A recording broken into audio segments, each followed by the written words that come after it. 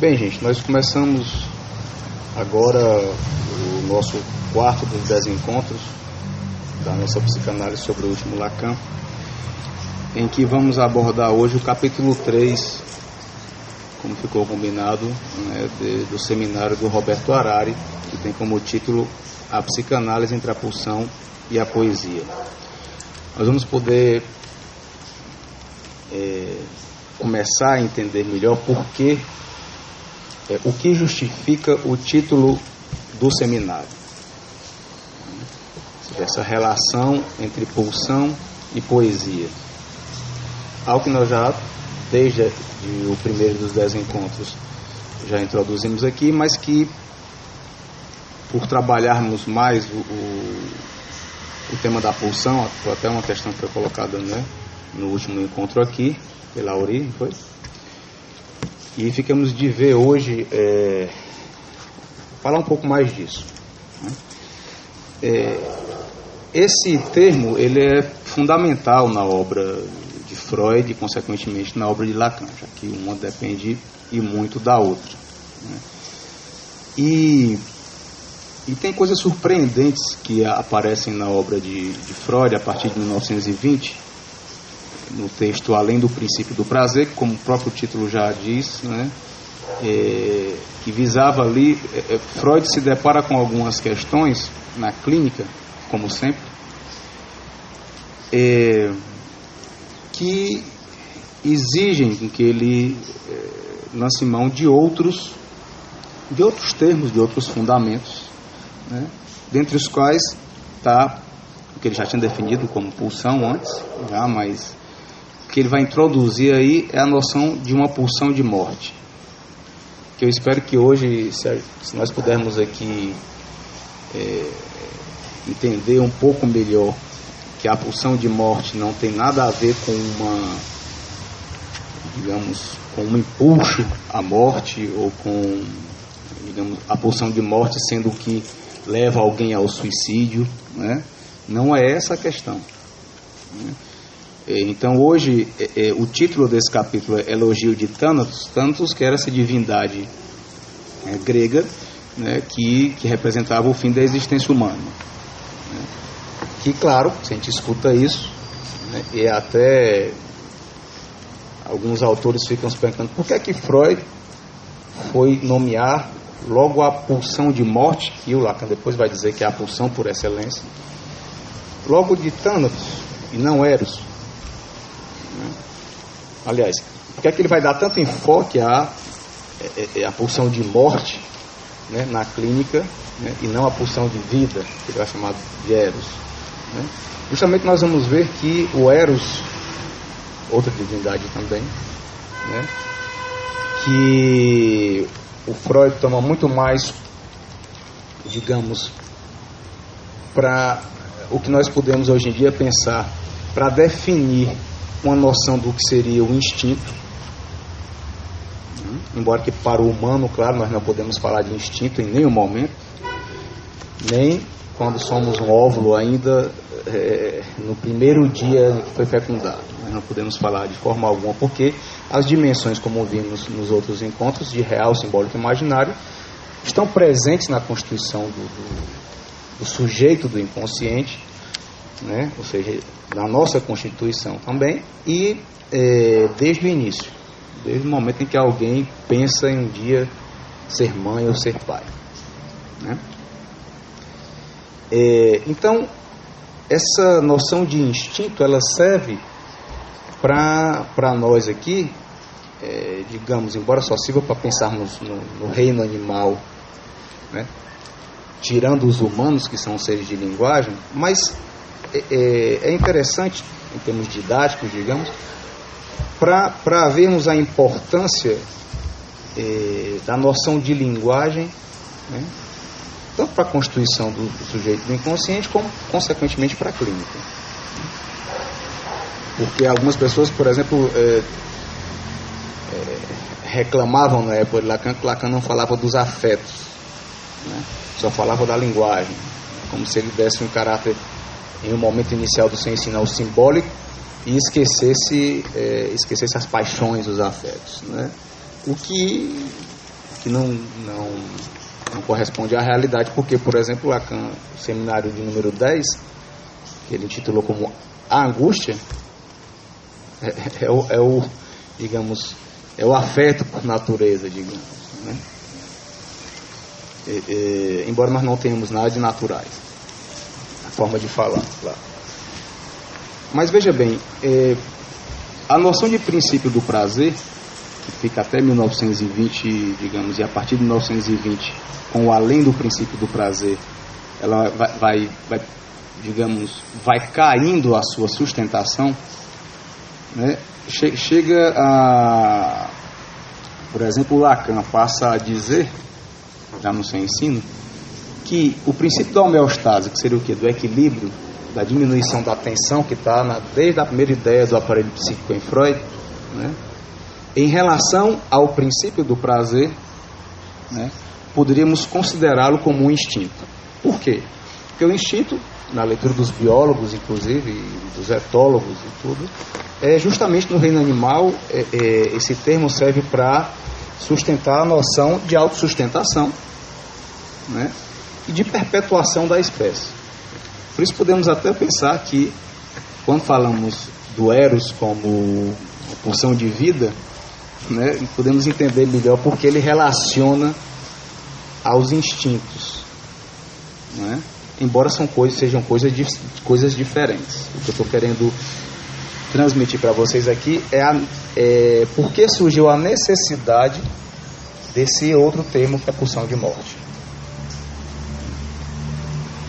Ele vai perceber que o que é da ordem da pulsão de vida, que é da ordem, trazendo para o nosso campo humano, né, do amor, do fazer né, no campo animal, no meio animal, a reprodução, né, a autoconservação, né, a procriação, certo? Digamos, não funciona de forma alguma para os seres de linguagem, né? Então ele vai falar um pouco depois, em 1923, que essa é uma forma interessante de se introduzir essa noção também, de uma energia livre e uma energia ligada. Isso no aparelho psíquico. Ele vai citar as energias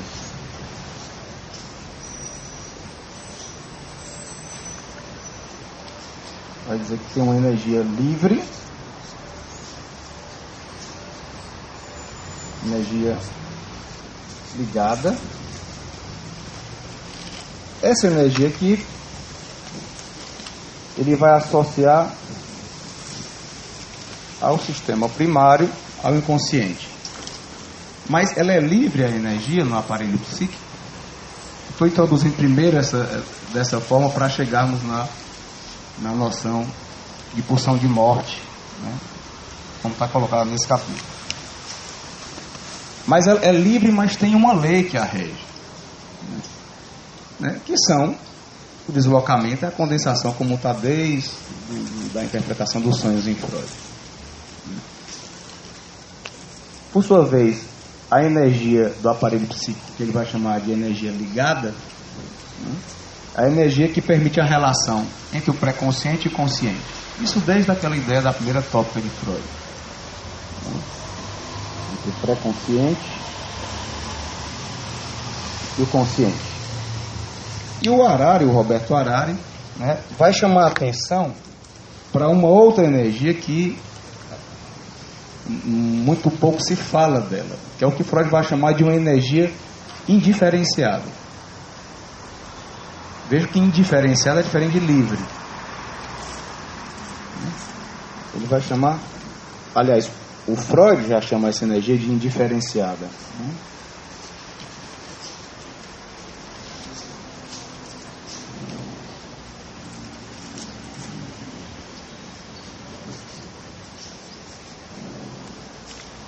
O que é interessante em pensar aqui? Existem leis para essa energia aqui, inclusive para a energia livre, né?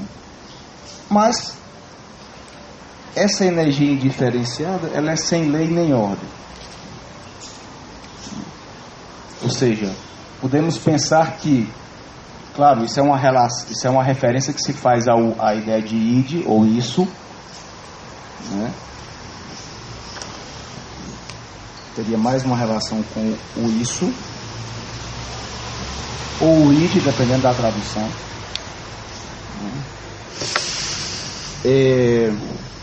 Mas que as pessoas não se utilizaram muito, não teorizaram muito sobre essa energia, digamos assim, porque ficou como sendo algo que não se pudesse pensar nela em termos da utilização na clínica mesmo, né?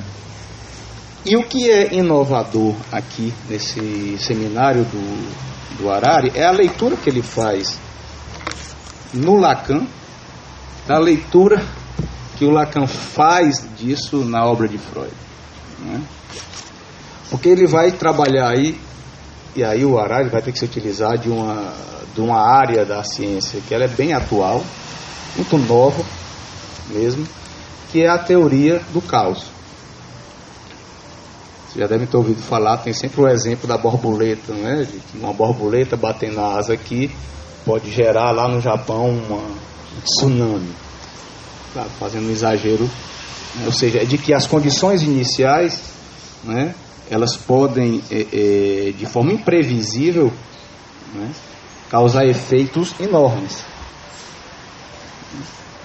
Então, o que é que interessa o Harari ver isso aqui em Lacan? Porque ele vai ver no seminário 11, o que ele vai justificar aqui,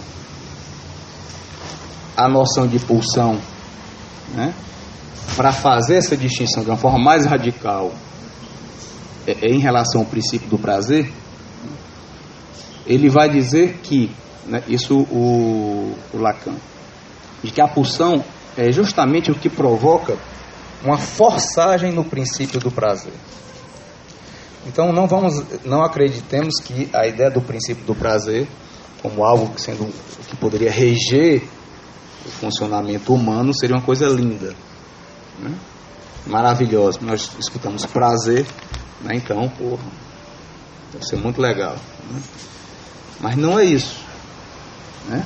Na realidade, a necessidade que vemos para introduzir já um pouco do funcionamento da clínica numa análise é de fazer uma certa forçagem ao que funciona, como eu disse agora ao início, digamos, regido pela pulsão de vida,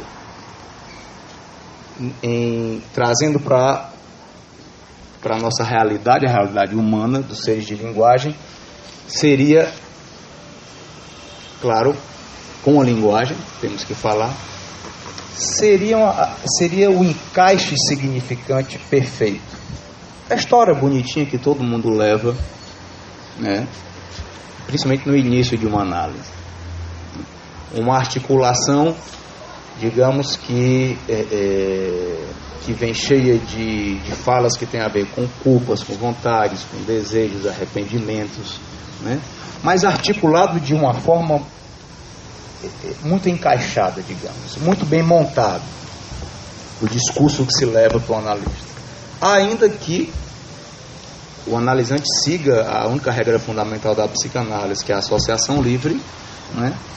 Nós podemos pensar, mas com a associação livre, algo da ordem do inconsciente, ou do recalcado, pode irromper aí, num ato falho, num esquecimento, num lapso de linguagem, né? Esquecimento, como Signorelli lá na obra do Freud, né? Mas que, digamos, desorganizaria essa linguagem, esse discurso tão bem constituído, digamos, tão bem regido, né, pelo princípio do prazer ou pela pulsão de vida, por Eros. Que, volto a dizer, tem como característica justamente a união. Isso que nós escutamos de forma metafórica, as caras metades, né? Cadê a minha cara metade? A ilusão de dois fazer um. Isso é bem comum. Nós escutamos, por exemplo, as pessoas falam de amor, falam dos sentimentos, essa noção. Essa ideia dá para se fazer muita poesia, digamos assim, com essa noção da ilusão de fazer um, de dois fazer um. E isso se dá também na linguagem, no discurso, nas certezas. Quando alguém vai para uma análise com uma certeza na cabeça, essa é uma forma de aproximarmos essa ideia do funcionamento exagerado da pulsão de vida. Essa é uma boa forma de exemplificar. Porque o que caracteriza justamente, podemos pensar no seu limite, na estrutura do humano, né, na relação com a linguagem, o que caracteriza, por exemplo, a paranoia é a certeza. Em vez de dúvida, certeza. É por isso que quando não existe algo nesse funcionamento que possa fazer uma iância, possa fazer uma separação dessa certeza, se a linguagem funciona como certeza para aquele sujeito, né? Por exemplo, na condição paranoica, que é o que? Podemos pensar. O que representa um olhar? Você que está lá atrás aí, olhando para mim, né? Eu poderia estar na rua ou dando uma aula aqui e, em um certo momento, olha, esse cara está olhando para mim por alguma razão. Está achando que eu sou isso e aquilo.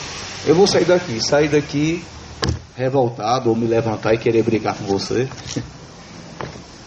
Por quê?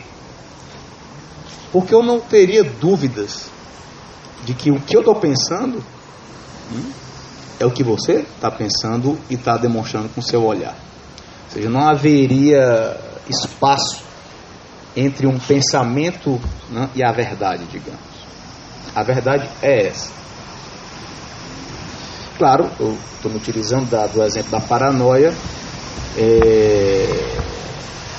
que em alguns casos, até já falei aqui, né, mas falei mais, acho que foi na primeira aula do curso sobre os fundamentos, né, sobre a repetição, que é onde nós falamos também de casos clínicos, falamos de mais casos clínicos.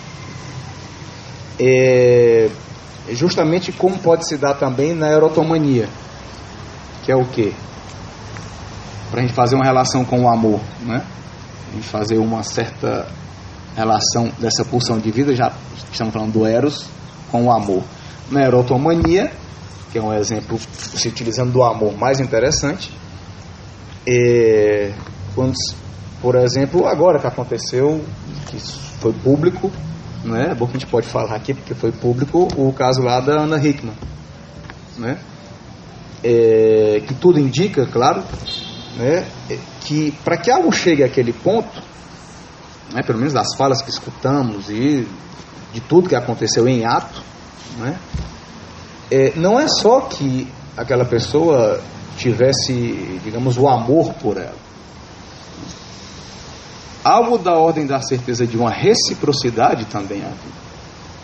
Então, na erotomania, por isso é complicado às vezes quando acontece numa análise, né? Não é impossível que se consiga ir adiante na análise. É possível, sim. Agora,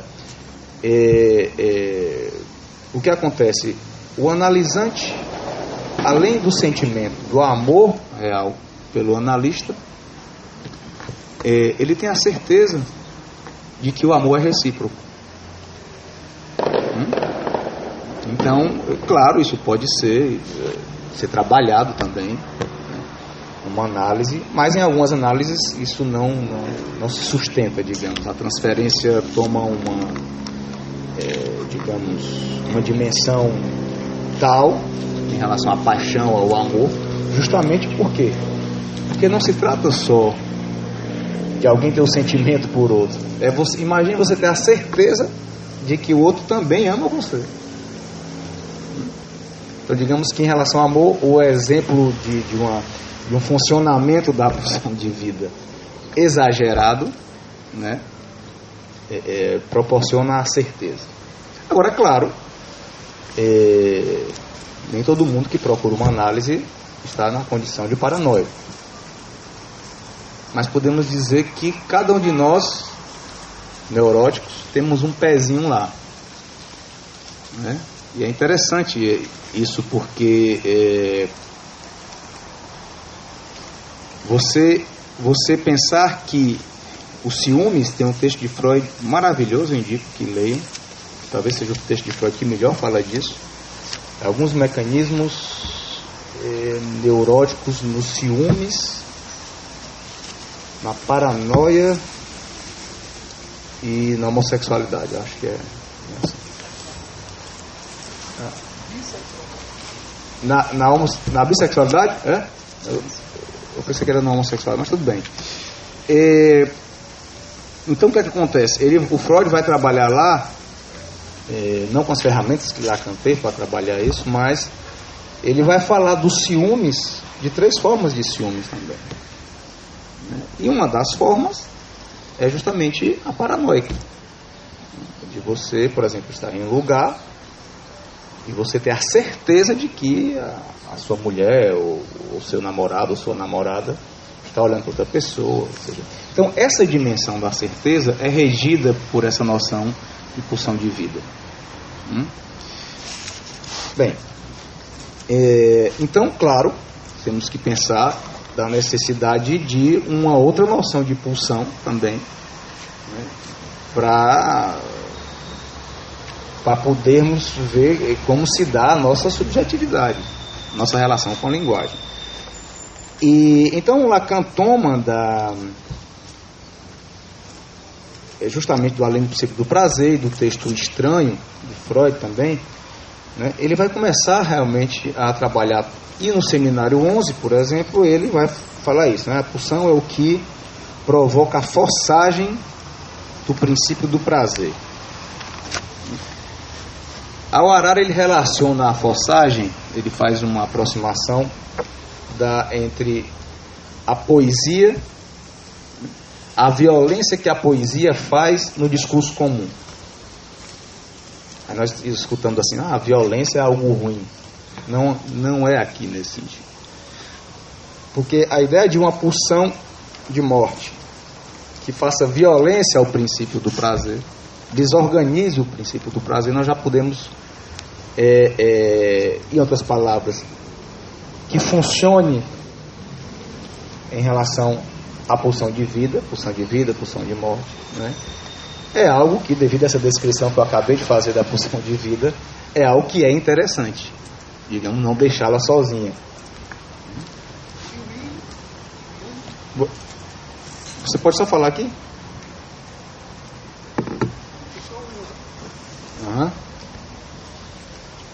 Só deixa eu ligar aqui, tá?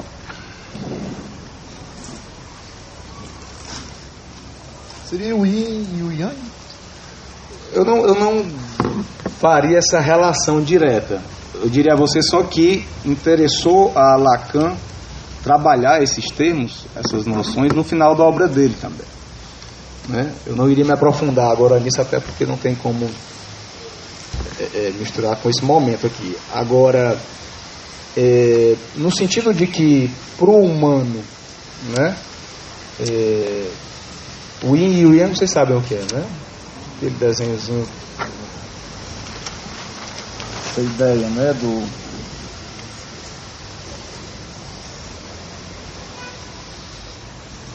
aqui, vocês lembram, né, essa simbologia aqui, né? Então, mas veja bem, acho que sim, podemos fazer, não é que seja um e outro, mas podemos aproximar como, digamos, a necessidade, né, de 2 termos ou 2 funções operando para o humano. Agora, o que eu não aproximaria disso, por isso que eu vou até virar a página. Poderia ser mais um contraponto? Contraponto, mas, veja bem, mas não visando um equilíbrio. Por isso são importantes as questões, né? A sua.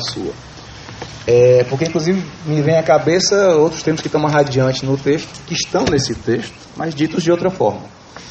Que a noção de equilíbrio, de homeostase, né, é o que rege o princípio do prazer. Né? O equilíbrio, a diminuição das tensões. Né? Por isso o Lacan vai dizer, olha, o princípio de prazer e princípio de realidade, eles têm a mesma tendência, que é o equilíbrio. Então algo tem que se impor aí, né, para pensarmos realmente numa noção de pulsão. Porque, veja bem, a pulsão de morte seria justamente o que desequilibra o princípio do prazer. Né? Para a gente não pensar nela tão bonitinha como yin e yang. Né? Em relação à linguagem, em relação ao que um analisante possa trazer para uma sessão, na sua fala, claro, não cabe ao analista reforçar esse equilíbrio. Não cabe ao analista, pelo menos não é interessante que eu faça, né? E tem a ver com os outros encontros passados que podem ser vistos no YouTube também, para não nos tornarmos repetitivos. Mas a ideia de que a direção do tratamento vai em uma linha totalmente diferente da ideia de se dar sentido, ou aumentar ainda mais o sentido do que lhe é trazido pela fala do analisante, né? Porque o que pode justamente justificar uma noção de pulsão, diferenciando-se da ideia de instinto, né, é justamente poder haver uma iância, uma separação, um intervalo, digamos. Se o discurso é todo bonitinho, fechado, maciço, encaixado, né, como geralmente pode vir, né, não cabe ao analista reforçar mais ainda esse encaixe, dando mais sentido, por exemplo. Ou só dizendo, realmente que você me traz, você sofre por isso, isso e aquilo, justifica, para até justificar realmente o seu sofrimento. Né? Agora, não cabe ao analista ratificar esse sentido. E de que forma podemos pensar? E aí nos aproximamos à noção de poesia. A violência à linguagem, embora, claro, eu não estou dizendo que o analista seja um poeta necessariamente, ou que se utilize, né, da prática do poeta, né, na análise, não é isso. Mas o que se assemelha, o que pelo menos se aproximaria, seria, além de ter uma escuta, de ter uma relação diferente com a linguagem também. Porque o poeta, ele não se atém somente ao sentido. Ele pode justamente, em relação ao discurso comum, fazer violência a esse discurso. Não é à toa que Freud dizia que os poetas, por exemplo, estavam à frente dos cientistas, dos psicanalistas, anos-luz, digamos. Né? Justamente porque tem algo no dizer na poesia, né, que não segue as leis nem as regras, né, da gramática, digamos assim. Eu não estou falando de poetas que escrevem errado, não é disso que eu estou falando. Eu estou falando de que a forma com que se escreve e o efeito que se tem, né, em alguns poemas que se pode ter, né, ultrapassa a noção somente da compreensão ou do sentido.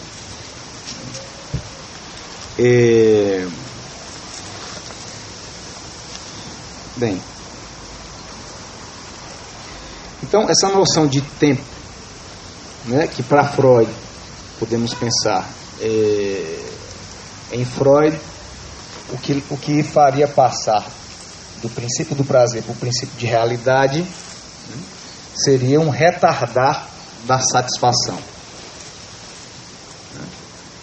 Mas aí Lacan vai dizer, não, o princípio de prazer e de realidade seguem a mesma tendência, tem a mesma tendência, que é da homeostase.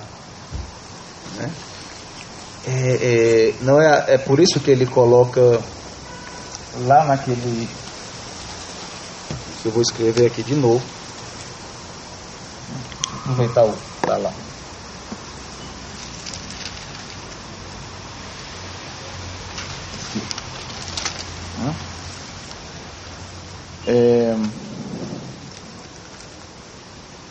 Ele coloca aqui princípio do prazer, né? E saber inconsciente aqui embaixo. Lembrem onde está a pulsão, né? Vejam que são termos que nós estamos falando todo o tempo aqui. Vocês se remeterem aqui ao que está no capítulo 2, né? Esse grafo que vocês lembram, esse grafo já é uma consequência, é uma escritura que vem daquela escritura que é a cadeia borromiana de 6, né? Vocês podem ver nos outros encontros isso. Mas vejam só os lugares em que estão. Eu coloco pulsão aqui para a gente lembrar.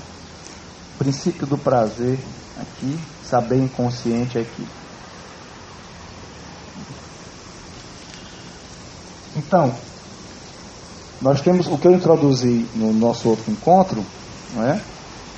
Seria justamente, podemos ver lá, podemos pensar no seminário 11, por exemplo, Lacan dizendo que a pulsão é o que realmente vai fazer uma forçagem no princípio do prazer.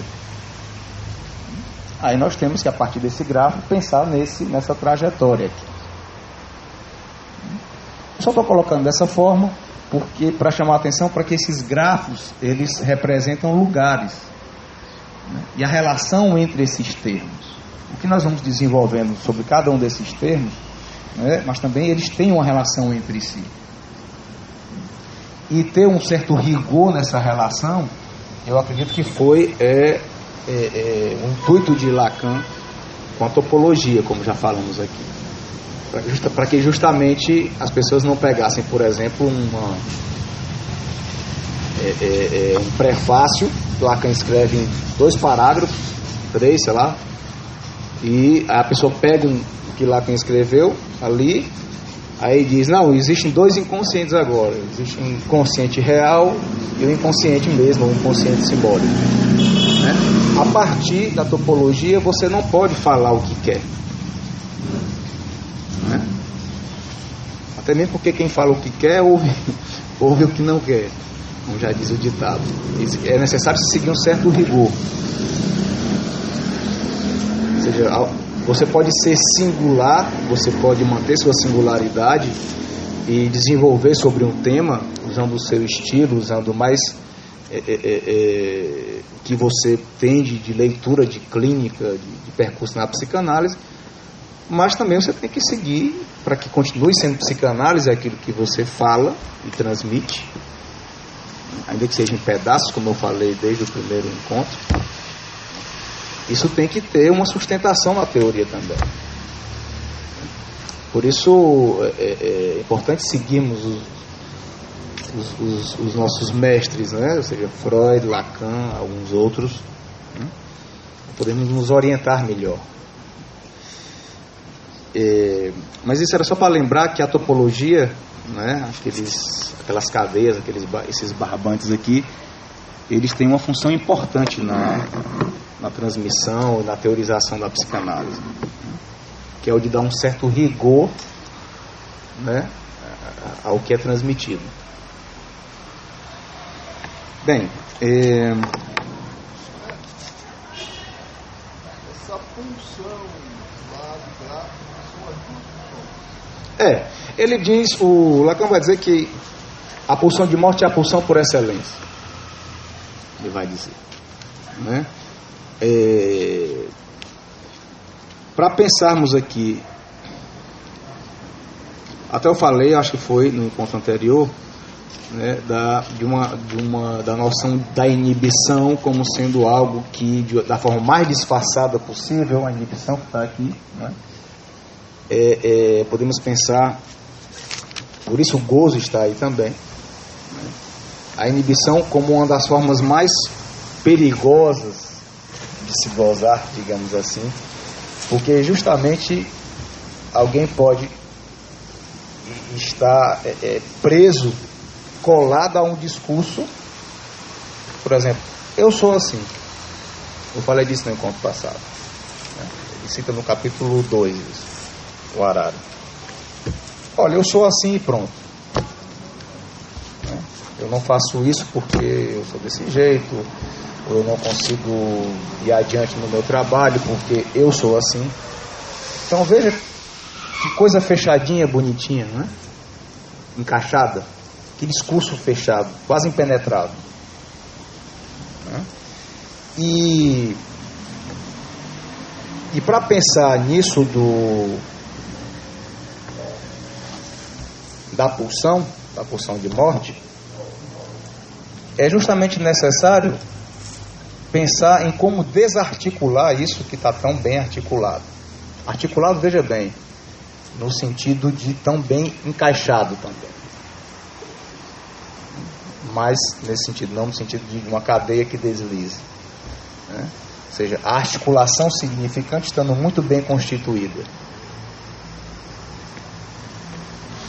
Bem, então, ele inclusive se utiliza de um termo do Derrida, filósofo, que ele tira de um texto, que ele vai chamar de diferença.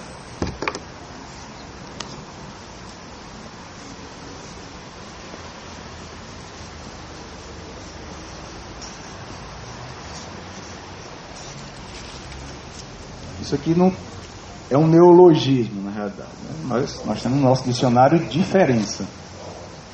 Mas o Harari vai se utilizar desse termo do Derrida, diferença, para fazer uma relação com o intervalo, com a iância. Por isso soa dessa forma, diferença, né? Que aqui tem, digamos, nessa palavra mala, palavra valise, né? Que é digamos que é o que o Lewis Carroll introduz no Alice no País das Maravilhas, e Alice através do espelho, como está até em cartaz no cinema agora. Aquelas palavras justamente que ele diz palavra valise, como valise mesmo de carregar, né? Ou seja, que você abre e cai um bocado de coisa de dentro, né? Então um termo como esse, diferença, a forma como soa e como se escreve também, né, lhe tira outros ensinamentos, digamos assim. É um neologismo, acho que não tem no dicionário diferença, né, mas é um neologismo lá do Derrida que ele se utiliza para dizer da importância da iância.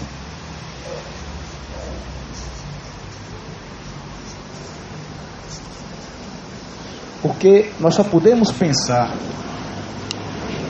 numa ideia de pulsão se pensarmos em iância. A pulsão de morte, justamente, ela introduz essa noção. Ou seja, a iância, o intervalo, o tempo. Então, a pulsão está sempre atrelada à noção de tempo.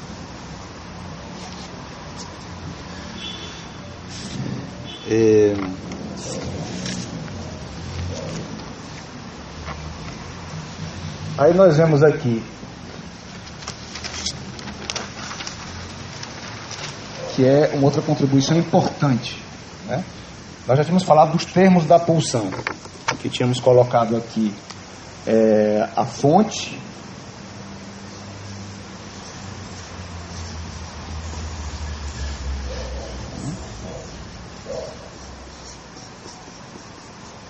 o objeto,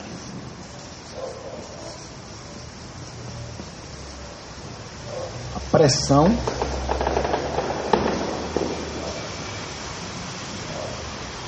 e o fim. Inclusive falamos que da pulsão inibida quanto ao fim, que não seguiria os destinos da pulsão, né, como vimos no encontro anterior, no terceiro encontro, né? Mas que aqui, o que é interessante pensarmos nesses termos da pulsão? Ele vai falar de uma diferença de que na pulsão, a montagem da pulsão, ela se dá de forma caótica também. O que quer dizer isso? O que é caótico é impossível de ser previsto.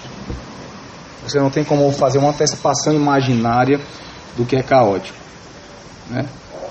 Por isso, deixa eu ver se está gravando aqui. Vou cortar.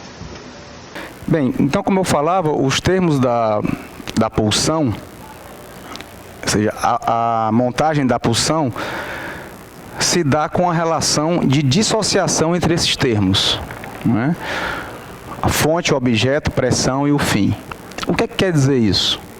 Por exemplo, o que Melanie Klein, de forma intuitiva, descobriu muito bem, de que, por exemplo, você pode relacionar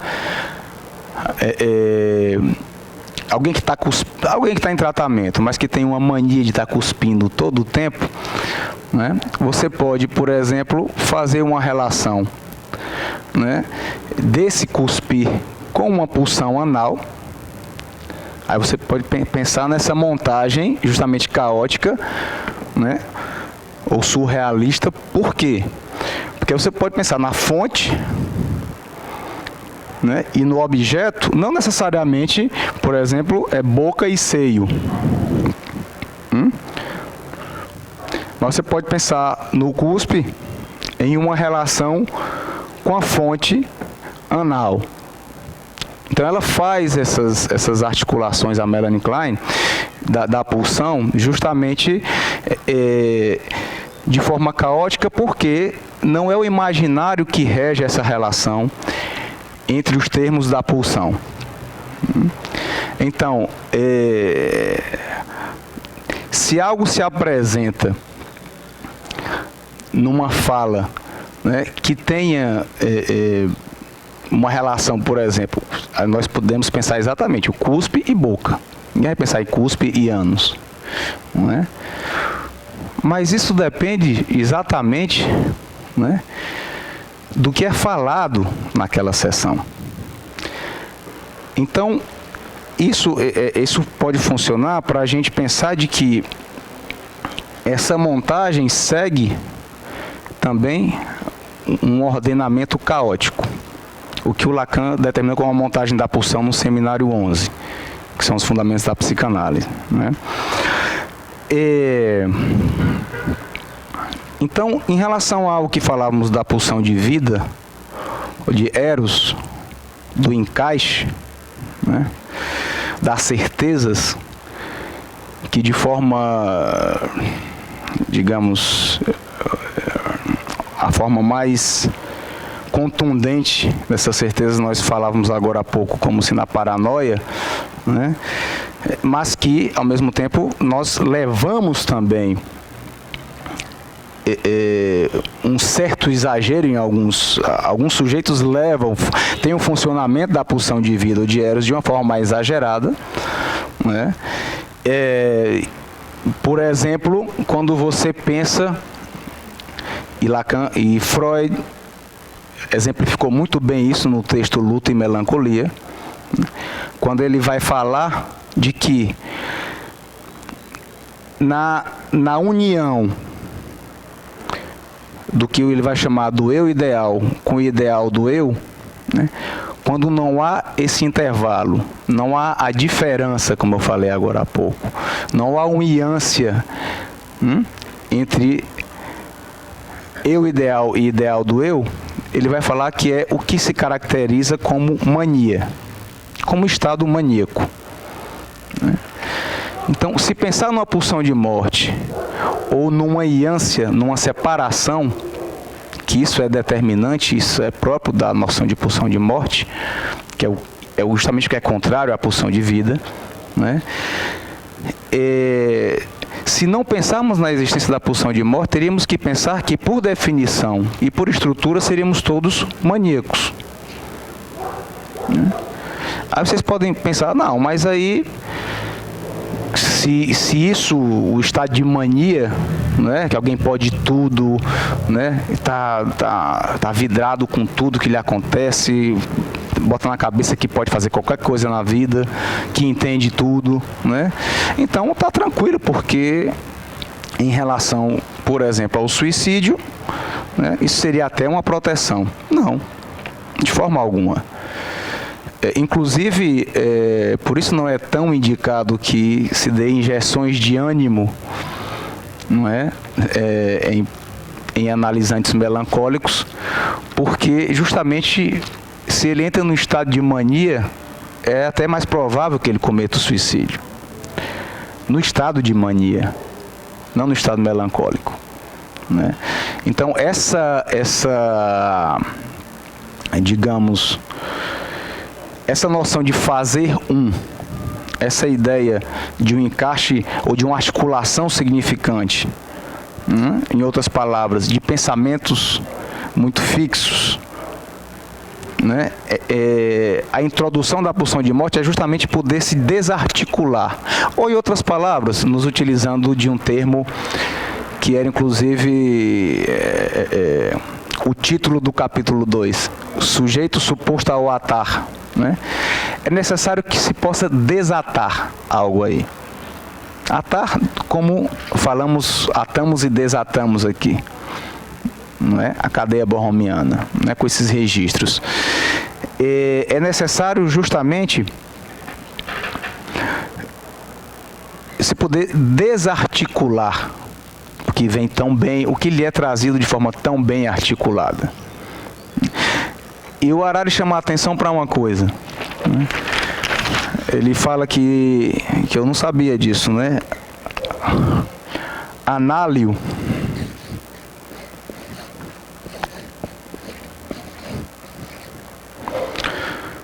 vocês estão vendo aí? Está funcionando? Análio quer dizer no grego eu desato. Veja que interessante essas coincidências, né?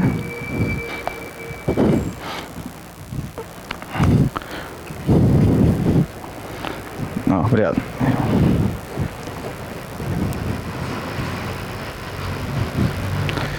Eu desato. E tem um texto, ou desenlaço. Tem um texto do Harari que é muito importante, que é: não há desenlace sem enlace, não há enlace sem desenlace. Mas voltando aqui à questão. Se não há diferença entre eu ideal e ideal do eu, justamente você entra de forma estrutural no estado de mania, né? Outra forma também para exemplificar de que se pensar a pulsão de vida, né, sem articular com a pulsão de morte, né, nós não temos como pensar sequer na nossa existência. Imagine se todos fossem maníacos, ou todos melancólicos. Então é uma relação entre uma noção de pulsão e a outra que na neurose, né, nos permite não estar, pelo menos, não estar todo o tempo em nenhum desses dois estados. Essa é uma outra forma de colocar em questão a importância da noção, da introdução da noção de pulsão de morte. E por que foi tão cara a Lacan tomar isso, né, a partir do seminário 20, que é quando Freud introduz, no Além do Princípio do Prazer, justamente tomar essa noção, colocar no centro da sua teorização, que ele vai dizer no seminário 11, em outras palavras, colocar o real no centro da experiência analítica. Podemos pensar, realmente valorizar a noção de pulsão de morte introduzida por Freud, né, porque é justamente o que não foi valorizado pelos pós-freudianos, e deu no que deu, né? Ou seja, uma clínica visando ratificar esses discursos fechados. Como? Dando mais sentido a eles.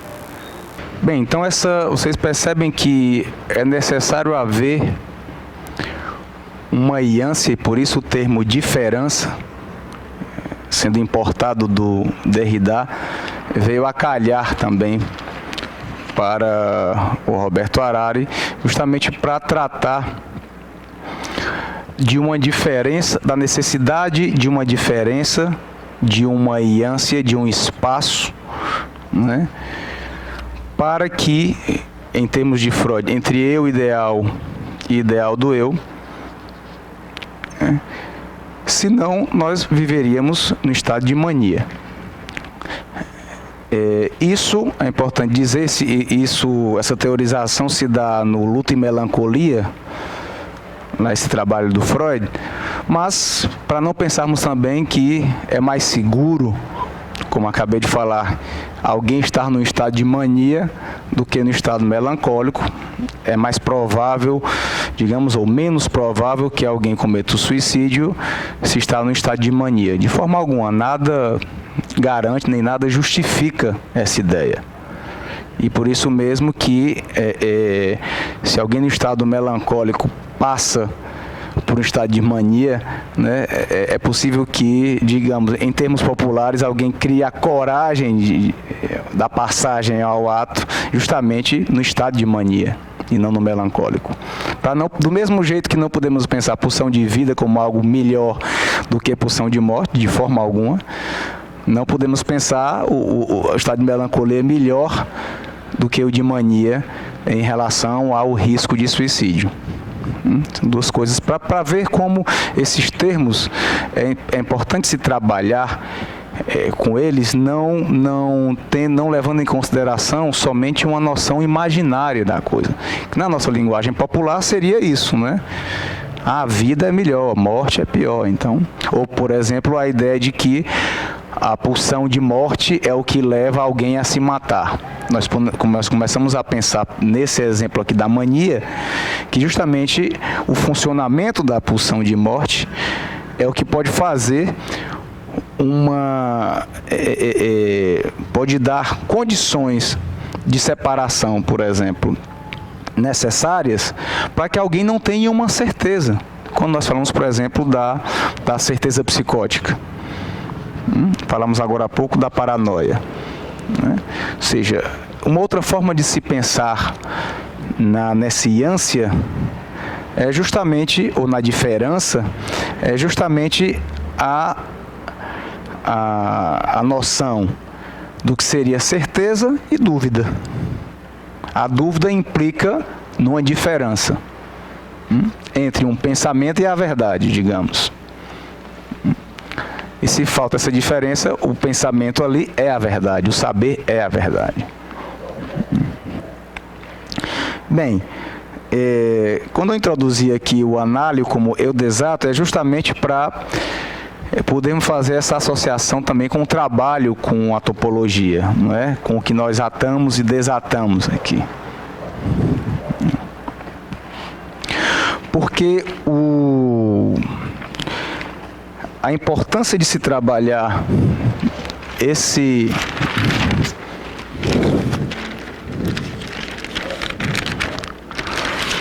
grafo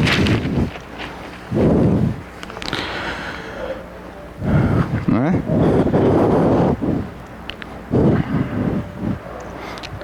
É justamente de que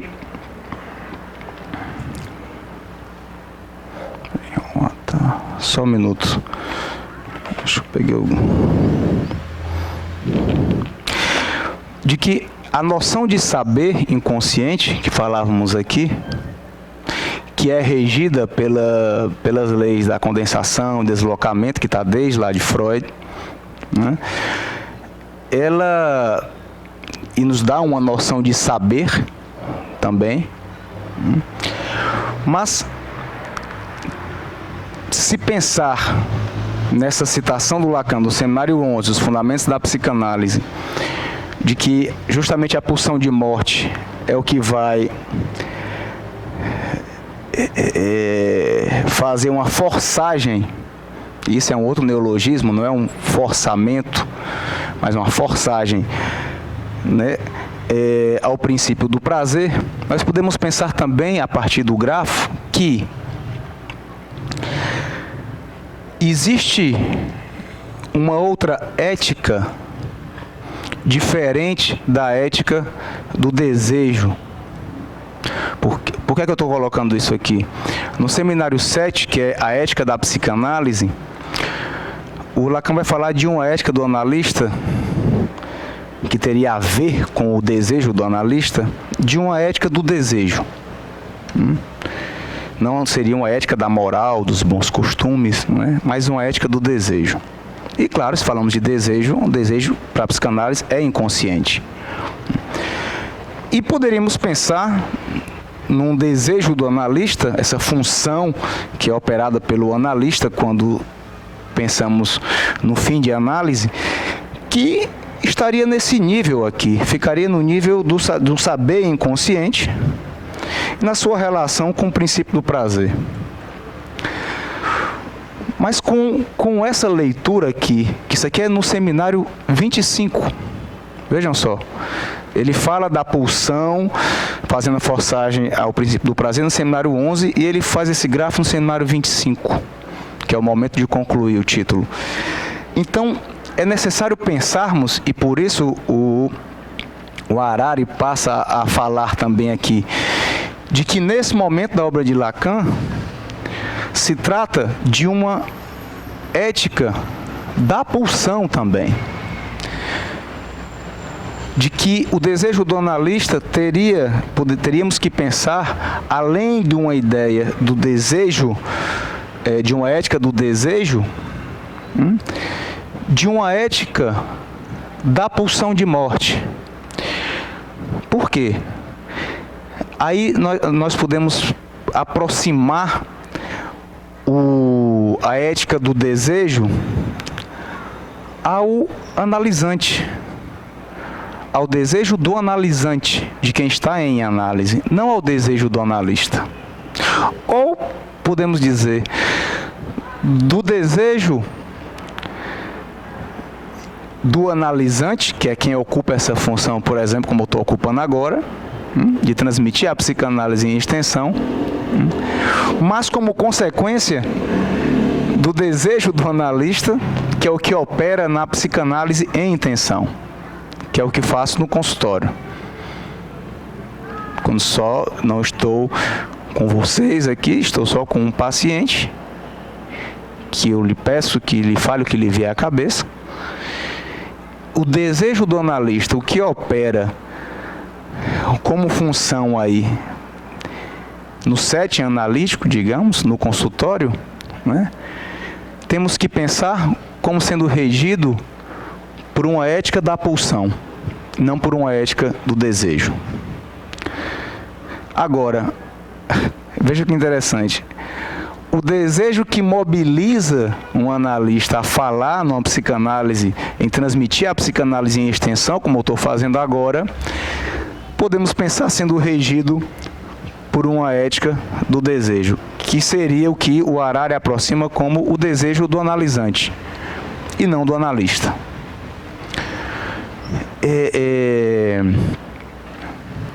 O que é interessante nisso? Pensarmos a partir dessa diferença de éticas, digamos assim, de que essa definição de que ele dá no seminário 7 da ética da psicanálise também, que para Lacan, naquele momento, a ética da psicanálise, ou seja, a ética que iria reger a função desejo do analista seria a ética do desejo, né? Para ele, a ideia seria justamente você não ceder, né, diante do seu desejo. Mas isso serve para reger o discurso do analisante, ou de alguém que fala nesse lugar aqui, ou qualquer um quando fala aí, né? Não funciona como para operar na clínica, o analista operando ali com esse desejo. Porque não ceder diante do desejo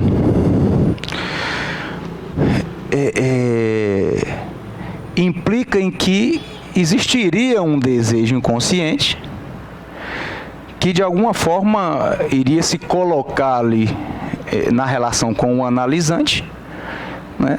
E que a partir daí o analista poderia fazer suas intervenções, ou seja, o ato analítico ficar regido somente por essa parte do grafo aqui, que ele coloca como saber inconsciente, que é uma noção interessante porque está nos discursos, né? No discurso do analista, que está no seminário do 17 de Lacan, existe lá, está lá bonitinho, o saber no lugar da verdade, o saber inconsciente no lugar da verdade, ou seja, poderíamos dizer que em uma análise que chegasse até o fim da análise de um analista, seria se construiria um saber que ficaria no lugar de uma verdade, ou seja, não é que se encontraria a verdade, né? Tudo bem, digamos que isso poderia reger essa ética ainda, mas aqui não dá para pensar assim,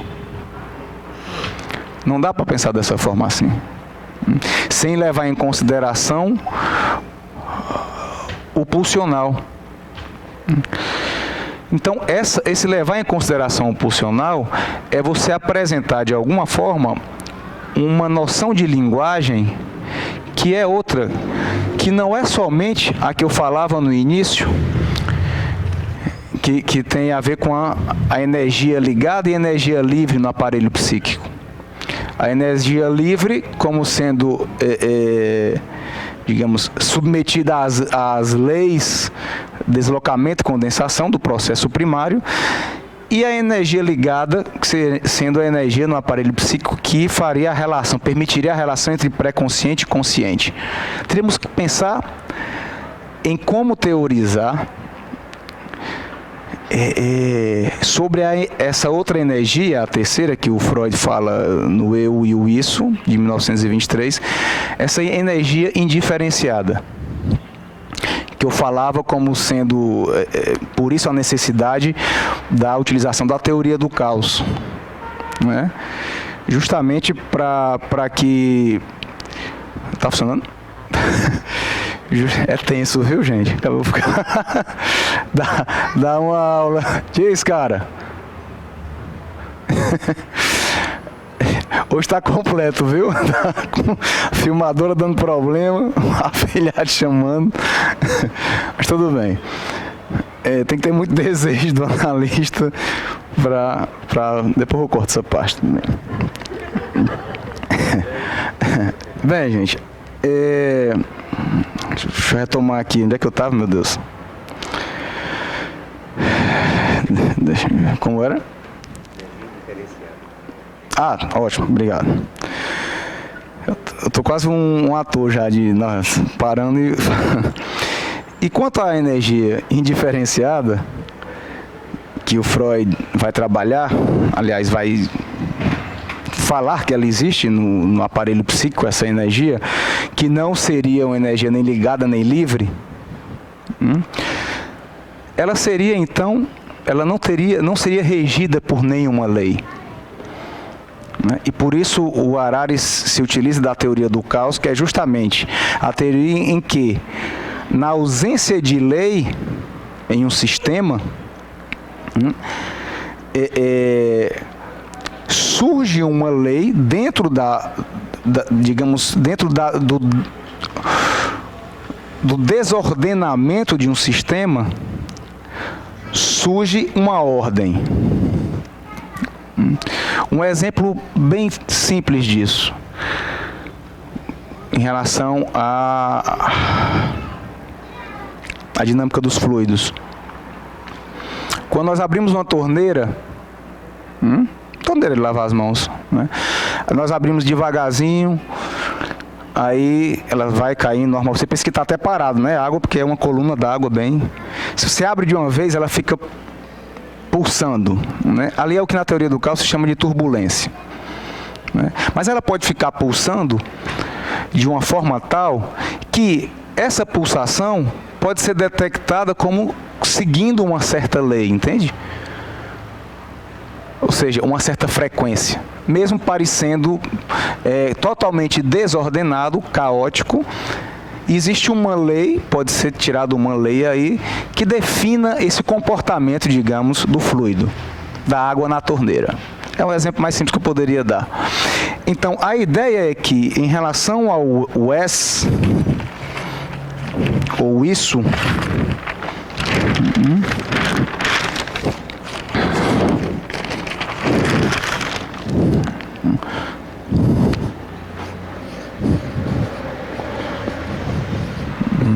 em relação ao isso,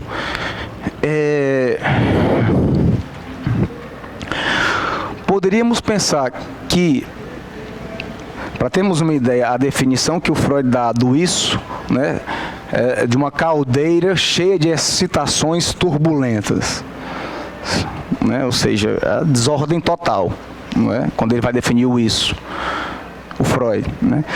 Se utilizando a teoria do caos, podemos pensar que dessa desordenação pode surgir uma lei, ou seja, é um caos ordenado. Essa é uma ideia que parece paradoxal, né? Como é que pode um caos ordenado? É justamente existir uma lei, existe a possibilidade de pensarmos em uma lei, em um funcionamento, né, que possa dar uma organização ao que é desordenado. Mas nunca, veja bem, nunca podendo se estabelecer uma previsão. Isso é importante. Não temos como pensar em estabelecer cálculos dentro da teoria do caos para se ter uma previsão de uma relação entre causa e efeito, como na física se dá. Não temos como ter essa noção, né? Mas é possível uma estruturação do caos. Por que é importante? Porque a partir dessa noção nós podemos pensar o que é esse registro aqui, que algumas pessoas ficam chamando de inconsciente real, não é? Mas pensarmos de uma forma mais rigorosa, se utilizando daquele gráfico que eu mostrei agora há pouco, de que a introdução dessa noção e o que tem de relação com a noção de poesia, do efeito que a poesia pode causar, por exemplo, no discurso comum, né? Ou seja, de algo que excede o sentido, e algo, inclusive, que pode ser da ordem do sem sentido. Isso escapa à noção de saber inconsciente também. Ou seja, não se trata de tornar consciente o que é inconsciente, ou trabalhar só com as formações do inconsciente, com esquecimento, com sonho, com ato falho, que, claro, é importantíssimo que se trabalhe com isso. Mas o que eu estou apontando aqui, a partir do que nós podemos ler nesse seminário do Harari, é justamente uma dimensão da linguagem que não segue nem aquelas leis do deslocamento da condensação, nem uma lei que funcione para manter a relação entre pré-consciente e consciente. Mas que nem por isso temos que pegar essa noção e jogar fora. Então vejam bem,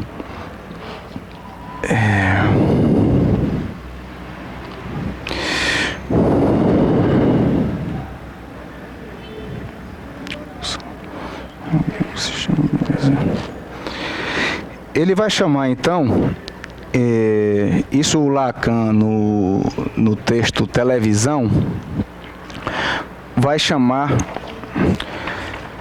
vai aproximar essa ética pulsional a uma prática que ele vai chamar uma prática do bem dizer, mas que é diferente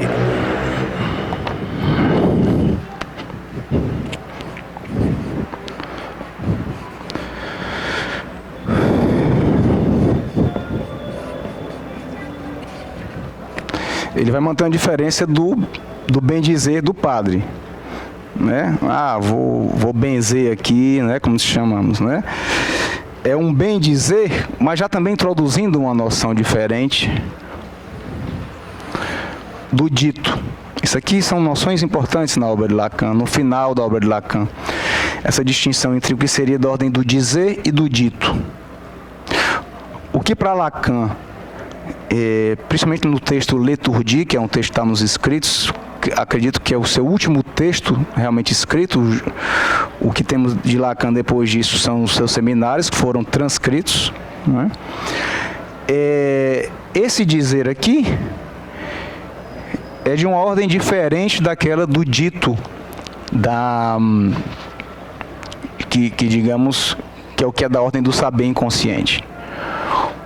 Se em um primeiro momento na obra de Lacan ele diferenciou enunciado e enunciação, em um último momento ele diferenciou dito e dizer. O que é da ordem de um dizer tem muito mais a ver com o sem sentido, com o que escapa ao sentido. E isso tem uma relação com a poesia também. Não toda a poesia, mas a poesia podemos pensar como algo que escapa ao sentido, que não funciona regida somente, como falávamos acho que desde o primeiro encontro, por substituições significantes, né? Ou seja, por metáforas. Eu até lembrava naquele encontro que era a definição que no filme O Carteiro e o Poeta, o personagem que fazia o Pablo Neruda dizia: a poesia são metáforas, crie metáforas. Mas não é só isso, né? A linguagem poética, ela promove um efeito também sobre o corpo, né, que escapa ao sentido, como a obra de arte também escapa, né? Quadros que digamos que não é possível você pensar numa interpretação ou de forma imaginária dizer que esse quadro representa tal coisa, mas ele pode causar algo ao ser contemplado, né? Então, o que há de aproximação do dizer também, pelo menos nesse primeiro momento, é importante relacionarmos principalmente com a ausência de sentido, com o sem sentido, e não com os sentidos ou com as interpretações que justamente é o que pode aproximar a noção dos ditos. Pelo menos inicialmente é importante fazendo essa distinção. Bem,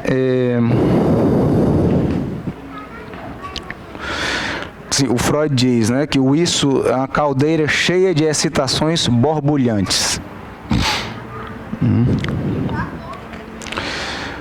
Ou seja, o que há de confuso, de indiscriminado e com aquela noção de energia indiferenciada, né, nós já podemos...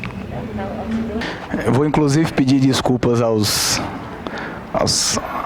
amigos do YouTube, porque nós tivemos alguns problemas técnicos aqui com a filmadora, e se sair, digamos, se até agora ou depois sair algumas imagens intercortadas, né, geralmente foi por essa falha técnica, mas vamos ver como fica esse quebra-cabeça de imagens e sons. Ele coloca: a função do analista, muito diferente do que pode se pensar do que seria contribuir com mais sentido para a vida do analisante, né? Ou para ratificar os sentidos que lhes são trazidos. Muito mais do que isso é você pensar... Eu tô rindo porque tem um cara gritando: olha a tapioca aqui fora. Então a função do analista, regido por essa ética da pulsão de morte, seria muito mais, podemos pensar nisso, como o analista como podendo estipular diferenças, causar desencaixes, desmontar o que vem montado, muito mais do que uma ideia de uma identificação, por exemplo, com o que seria da ordem da interpretação do analista. Se identificando com o analista, por exemplo. Essa ideia de que para alguns pós-freudianos ficou muito forte, de que um fim de análise seria uma identificação com o analista. Ou seja, é justamente, e isso Lacan já sabe desde muito cedo, desde o seminário 1, ele já monta um esquema se utilizando da ótica física, a física ótica, para mostrar que o analista tem que sair desse lugar, que, claro, na transferência é um lugar buscado pelo analisante. Né? É próprio do discurso do analisante realmente buscar um saber, supor um saber no analista, né? Mas cabe ao analista, isso ainda no início do seminário, de Lacan, cabe a ele justamente saber que esse saber que é inconsciente está do lado do analisante. Ou seja, então, pensar na identificação com o analista é absurdo desde o início da obra de Lacan. Quanto mais agora, no final. Né? Então, nesse momento aqui, podemos pensar que abrir buracos no discurso, tirar certezas, desarticular o que é trazido. Nós podemos pensar, poxa, mas aí fica um negócio muito parecido com o que eu descrevi agora há pouco como a montagem da pulsão. Não é? Mas é dessa ordem mesmo que é para se pensar. Não é? Porque justamente o que é oposto à ideia de que alguém se conhece numa análise, ou alguém vai descobrir sobre a causa exatamente do que ele deixou, daquela forma que ele levou até a análise, né? É algo que não se sustenta. Não se sustenta dentro desses registros de real, simbólico e imaginário. Se sustenta se pensarmos que só existiriam dois registros, o imaginário e o simbólico. E entre os dois, como já vimos nos primeiros encontros, está o sentido. Inclusive, é um que vemos no encontro anterior, é uma das formas de gozo, gozo-sentido. O jouissance, como Lacan fala, no francês. Mas, em vez disso, o que percebemos na prática, numa análise, são momentos de despersonalização, de estranheza e, claro, não estou falando de uma descompensação psicótica, né, de um surto psicótico, né? Mas são momentos de despersonalização nesse enlace e desenlace, e por isso a importância de trabalhar com os laços, não é? Essa ideia do analista, do sujeito suposto ao atar, que eu falava no encontro anterior, né, do funcionamento do analista sintoma, o sintoma com H, né, é justamente promover, a ideia é se promover momentos de despersonalização, não para enlouquecer o analisante, claro, mas para que nesse desenlaçar e nesse enlaçar, né, ou nesse atar, que eu falava até do análio ali, como eu ato, ou melhor, desculpe, eu desato, mas não errei, porque, como o próprio texto lá do Harari, não há enlace sem desenlace, não há desenlace sem enlace. Né? Então, essa ideia de uma posição do analista, ou seja, de uma direção do tratamento que distancie dessa ideia de fazer de fechar sentido, ou de encontrar uma verdade, uma suposta verdade, ela é radical, principalmente no final do ensino de Lacan. Eu dizia agora há pouco, falando da estrutura, que é suportada por RSI, como já falamos em encontros anteriores, por isso não vou fazer agora, da importância de, na escuta do analista, o analista ter realmente uma noção, alguma noção de que estrutura se trata ali. Porque esse enlace e desenlace, esses cortes, esse trabalhar com sem sentido, não é interessante pensar isso no trabalho com sujeitos psicóticos,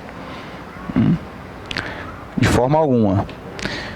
Ou seja, o que em outro momento Lacan falava como, ou seja, interpretar o que tem a ver com a castração, eu diria que, além disso, aqui temos a ideia de trabalhar justamente com isso que é da ordem do isso, né? Mas com um certo cuidado de apresentar esse sem sentido para o analisante, por meio da linguagem, né? E um certo cuidado com a sua estrutura. Porque o que o Harari fala aqui como momentos de despersonalização, se isso acontece, por exemplo, no sujeito psicótico,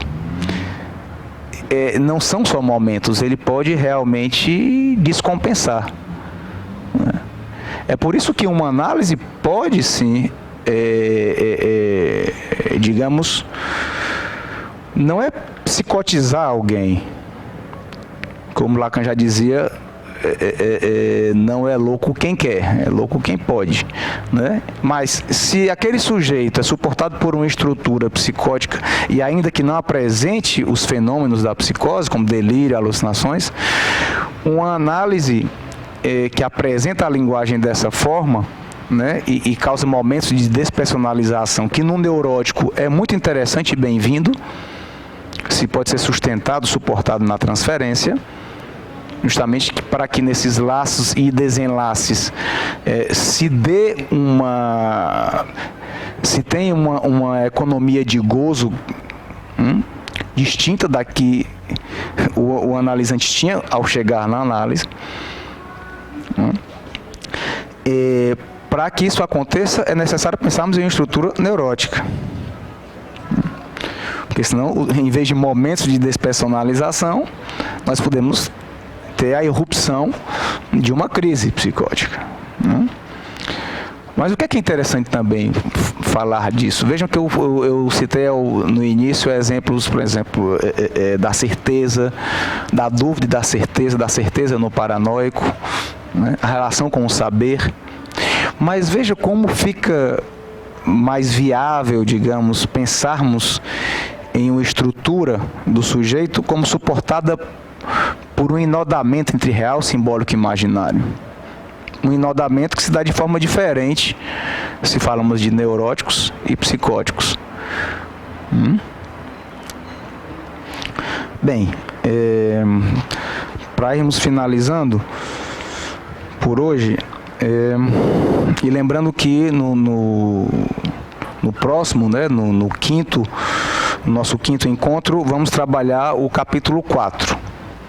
Né? Hoje deu para trabalhar bem o capítulo 3, né? E a ideia é que possamos trabalhar o capítulo 4, que eu vou enviar a vocês. Né?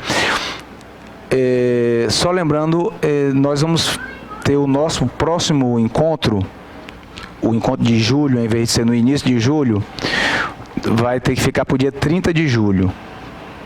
Porque essa próxima semana eu vou estar em Buenos Aires e no meio de julho eu vou participar também da reunião internacional da Escola de Psicanálise dos Fóruns do Campo Lacaniano, que vai ser em Medellín, na Colômbia. Então, essas duas viagens vão fazer com que minhas viagens a Juazeiro também vão fazer com que eu tenha que estender realmente essa data para o dia 30 de julho, tá? O nosso próximo encontro aqui.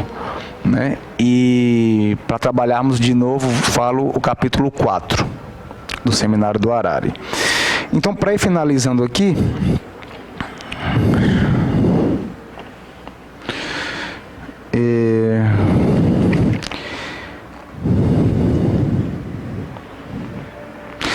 só falar um pouco da ideia de culpa. Isso que ele falava na ética da psicanálise, ele vai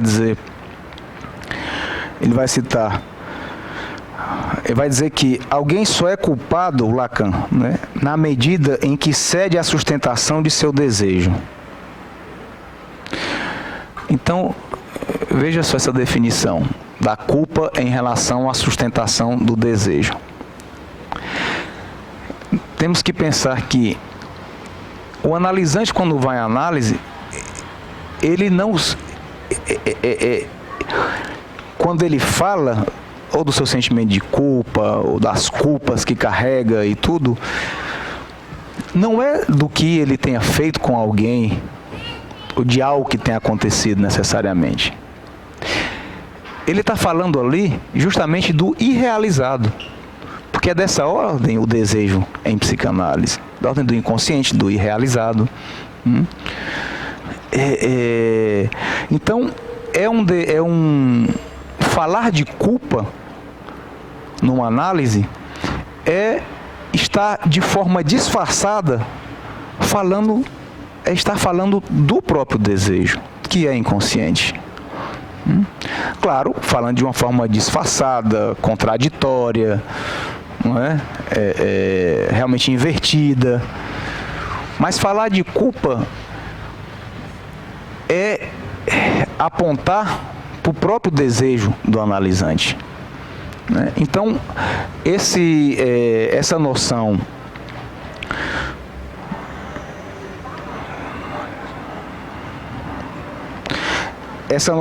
da culpa, ou, aí vemos aqui, já com Harari, da noção de pecado, por exemplo. O que seria, já que estamos falando de culpa, né? O que seria o pecado original do neurótico? Né? Não poder bendizer tudo. Não poder... o que é próprio, nossa, e ainda bem, porque se alguém acredita que pode bem dizer tudo, ele já está em outro registro, está no registro da psicose, né? Mas a noção de falta, a noção de castração, né? Isso na linguagem, como se apresenta na linguagem, né? Que, volto a dizer, é a forma como tem que se diferenciar, como a partir de Lacan pelo menos, entre uma neurose e uma psicose, né? Não é pelos fenômenos, porque alguém delira ou alucina, mas é pela relação do sujeito com a linguagem, com a certeza, por exemplo, né? Mas isso eu queria deixar também para a gente, a partir do capítulo 4, poder fazer um desenvolvimento melhor, né? Já devido ao horário e tudo mais.